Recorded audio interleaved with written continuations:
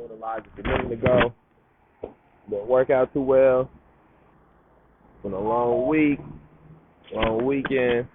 So I apologize for not doing a live yesterday. Let me make sure the connection is good, so I gotta go through this. Okay, we shouldn't have a good connection. All right, so we are outside of the Winnebago County Administration Building. I'm gonna let the phone as you can see. Okay, outside Winnebago County Administration Building. Where for the past, I gotta lose track of days, but for the past 5 or 6 days, we have came out and written messages for the Winnebago County Board that meets here, for the employees who walk inside of this office and who get paid by the people who live in Winnebago County, and for Winnebago County Board Chairman Chiarelli, to let them know that they're the bloodthirsty Gestapo police officers that they employ, that work for them, that for their county, that the community has had enough of the terroristic actions that they continue to perpetrate onto citizens, whether it be through terroristic actions, through physical violence, or whether it be through psychological violence or harassment, or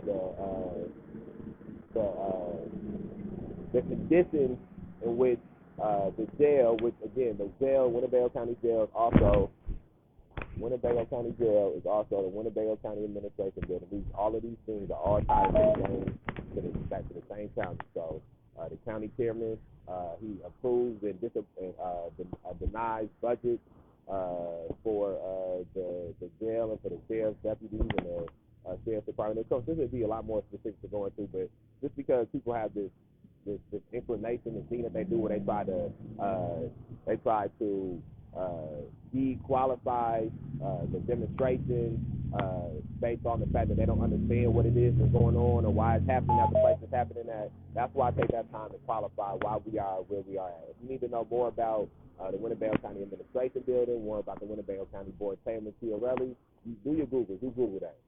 So it's Winnebago County, what the mayor of Rockford is to Rockford. So the county board chairman did not put out a statement after this murder. When he was asked by the Rockford Star for a news story about his statements surrounding this murder, he didn't even have the decency to use the name of the man who was murdered, similar to Tom McNamara. Okay, that connected. But okay, so he didn't even have the decency to say the name of the man who was murdered, similar to Tom McNamara, who did not say the name of the last 2 victims to be shot inside of his city.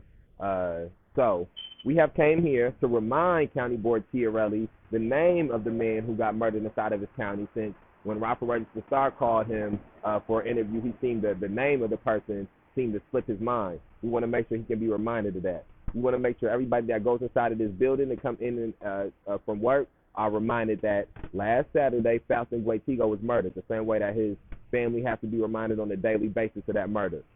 It's no way that in a week or in 2 weeks or in a month or in 2 months, we're going to allow these people to forget about the things that their law enforcement have done. These traumas will stay with these families who these things have been inflicted upon for the rest of their lives. It's time that these counties and these cities start having something permanent stick with them when they out here murdering us in the streets.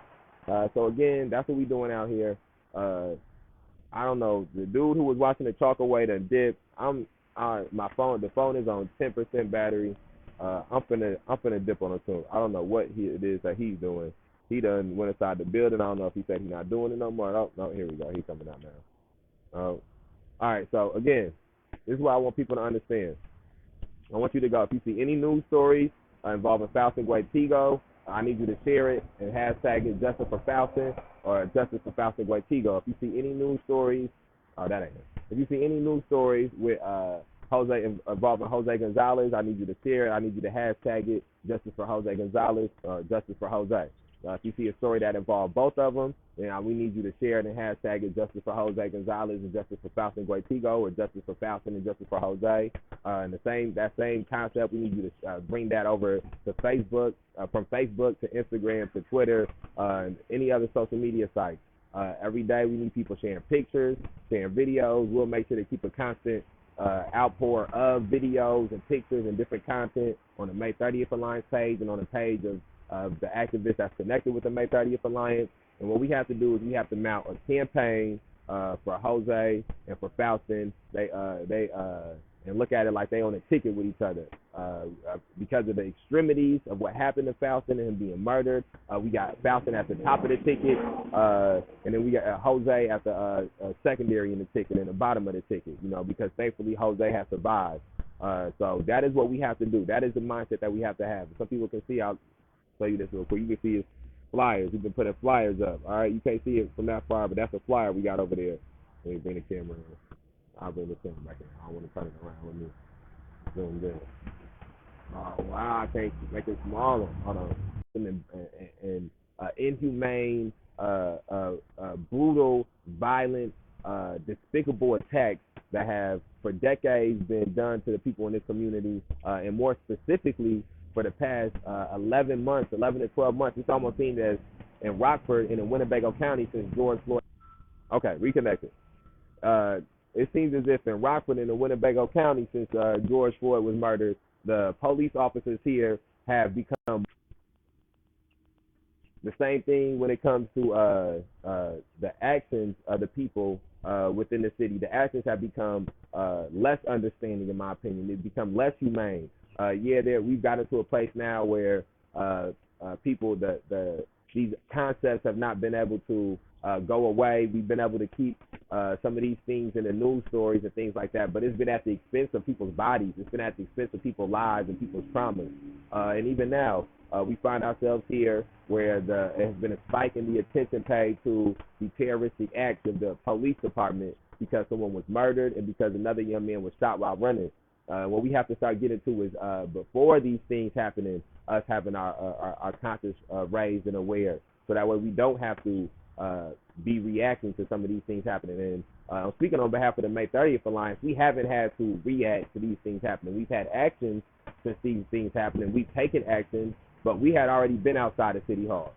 We had already been mobilized. We had already been in the process of trying to get more people in the community organized. So when these things happened, we were in a position and in a place where we understood that these things were going to happen again.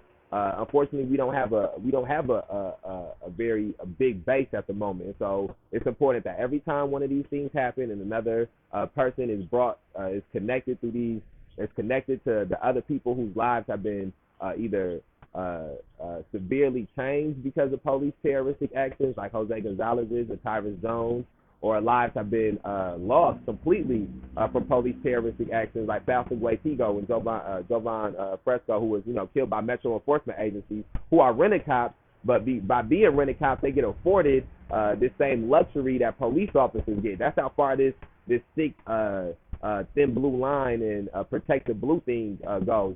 If a mall cop, if Paul Blart was to murder somebody, these people will protect him and take up for him and make it seem like he was some type of hero. So again, what we have to do is we have to get to a place where we are already prepared. We are already understanding that even though it may go unseen, even though we may not see somebody being shot, we may not see somebody's picture and face look like Denzel, every day police officers are violating people's rights and traffic stops. Every day police officers are biasly pulling people over, biasly raiding into people's homes. Every day police officers are entering people's homes without proper warrants, without proper authority. Every day is people sitting inside of these jails who are not guilty of the crimes that they have committed. It's people sitting inside of these jails that haven't even had trial, that just can't afford to pay for themselves to be out of jail. There's people sitting inside of these jails who don't need to be going into the prison system. They need to be trying to be having some type of be in some type of treatment centers, whether it be for mental health complications or whether it be for addiction complications. And so we have to get to a place where we understand those specific things I just named, those things are happening every day. And even though those things are a lot smaller than someone being murdered in their home, those things build up to someone being murdered in their home. Those things build up to someone being shot while they're running. And those things build up to the lethargy that has set in Rockford when it comes to these police terroristic actions.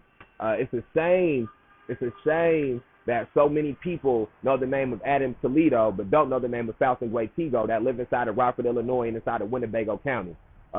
Yes, we should know the name of Adam Toledo, but you living inside of here, you should definitely know the name of Faustin Guaitigo. It shouldn't be in Rockford and Winnebago County right now. We're in a situation where more people know the name of Adam Toledo and Dante Wright than know the name of Faustin Guaitigo and Jose Gonzalez. And